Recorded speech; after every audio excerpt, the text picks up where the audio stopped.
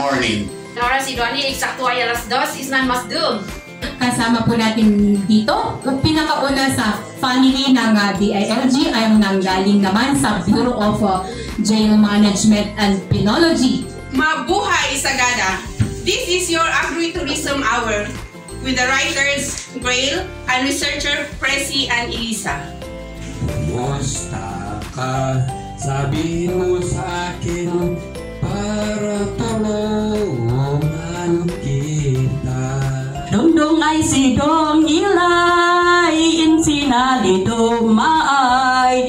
Dongdong ay si dong ilay, insinali dumay.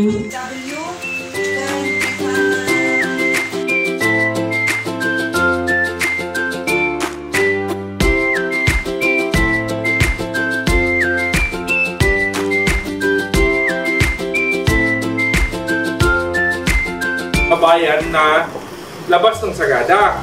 Kailangan meron din silang mga balita. Dito pa kayo, kanan mo balita. Ano ba? Kanan, ano ba? Kanan. We start sa first hour ng jingle, tapos reading. So, ito, 9 o'clock. So, 9 o'clock magka-time check, tapos And also objectives of the program. And then 7 to 14, may readings.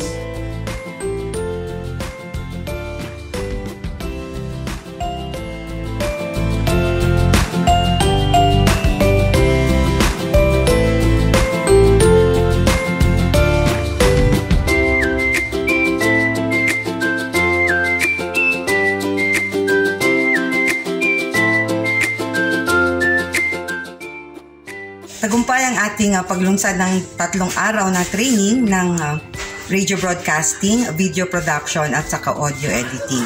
Isang malaking pasalamat sa ating mga resource persons mula sa Kodaw Production at syempre ang ating sponsors, Cultural Survival at ang Pawangka. Ating pasasalamat sa ating mga participants na kahit paman 3 araw na umuulan ay tuloy-tuloy silang naririto at tinapos ang ating trainings. Asahan po natin na pagkatapos ng ating trainings ay lalong magiging masigla ang partisipasyon ng komunidad hinggil sa katutubong kaalaman na tungkol sa pag-aalaga ng mga kababaihan at ng mga bata, tungkol sa agrikultura at iba pang mga topikong magpapaunlad sa ating serbisyo sa Radyo Sagada.